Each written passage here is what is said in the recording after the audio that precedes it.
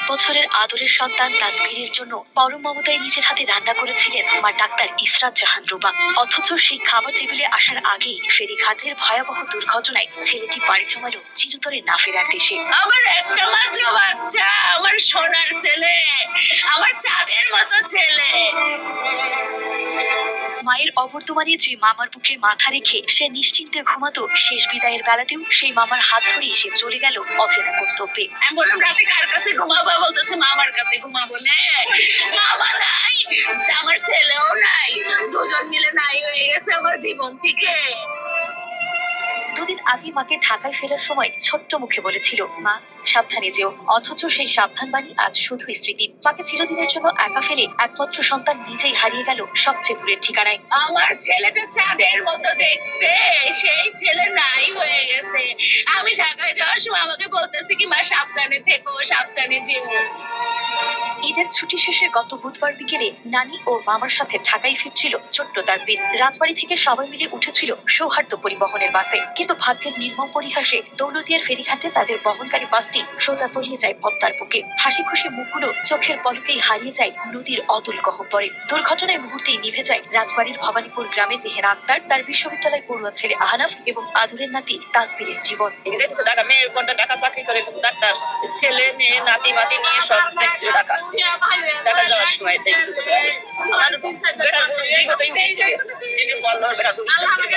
ছেলের ফেরার অপেক্ষায় থাকা মা ডাক্তার ইসরাত জাহান রুবার পৃথিবী এখন শুধুই শূন্য। যে বাসাটি একটু পরেই ছেলের হই হুল্লোড়ে ভরে ওঠার কথা ছিল, সেখানে এখন শুধুই অভাগী মায়ের বুক ফাটা হাহাকার। সুদূর প্রবাসে বসে যে মেরিন ইঞ্জিনিয়ার বাবা একমাত্র সন্তানের সুন্দর ভবিষ্যতের স্বপ্ন বুনছিলেন, এক লহমায় তার বংশের প্রদীপ চিরতরে নিভে গেল।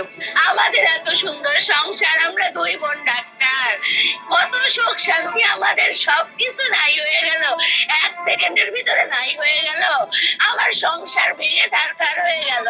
মাত্র কয়েক সেকেন্ডের ব্যবধানে সাজানো একটি সুখের সংসার এভাবেই নদীর জলে ভেসে গেল। প্রশাসনের পক্ষ থেকে দুর্ঘটনার কারণ খুঁজতে তদন্ত কমিটি হয়েছে, দেওয়া হয়েছে দাফনের জন্য অনুদান। কিন্তু পৃথিবীর কোনো সান্ত্বনা বা অর্থ কি আর ফিরিয়ে দিতে পারবে সন্তানকে তার মায়ের কোলে? তদন্তের কাগজে হয়তোবা দুর্ঘটনার কারণ লেখা থাকবে, কিন্তু একজন মায়ের কাছে তার পরিচয় টুকরোকে হারানোর এই শূন্যতা আর কোনোদিনও পূরণ হবে না।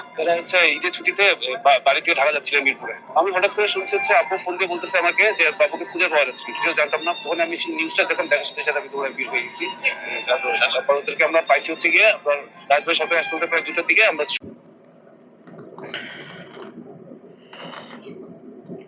কি বলবো, বলার মতো কোনো ভাষা নেই। প্রতিনিয়ত আমাদের সড়কগুলোতেই আমাদের জীবন ঝরে যাচ্ছে, আমাদের এই জীবনের কোনো মূল্যই নেই।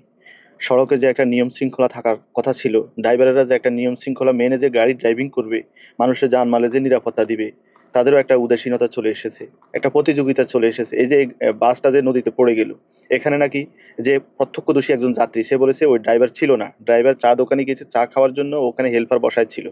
হেল্পারটি ড্রাইভারের কথা না শুনে সে স্টার্ট করেছে, তখন সে আর নিয়ন্ত্রণ করতে পারে নাই। আমি আপনাদেরকে ওই ভিডিওটা নিয়ে আসবো, দেখাবো। অনেকে বলছে যে ড্রাইভার পাওয়া গেছে, ড্রাইভারের লাশ পাওয়া গেছে, যে না ওটা হেল্পার ছিল, ড্রাইভার ওখানে ছিল না। আমিও জানি, হ্যাঁ, একজন প্রফেশনাল যে ড্রাইভার, সে চাইলে অনেক কিছু করতে পারে। একটা দুর্ঘটনা, একটা অ্যাক্সিডেন্ট হবে, সেটা স্বাভাবিক, আল্লাহর পক্ষ থেকে হবে। কিন্তু মানুষের যদি খামখেয়ালিকতা, ভুলবশত মানুষ সচেতন হবে না এই সমস্ত কাজে, তখন সেই অ্যাক্সিডেন্টগুলো দায়ভার কার?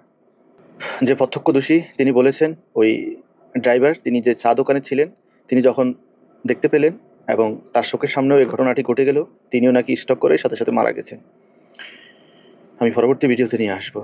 তো যারা মারা গেছে, আল্লাহ তাদেরকে জান্নাতের সুউচ্চ মাকাম দান করুক, শোকাহত পরিবারকে ধৈর্য ধরার মতন সে তৌফিক দান করুক।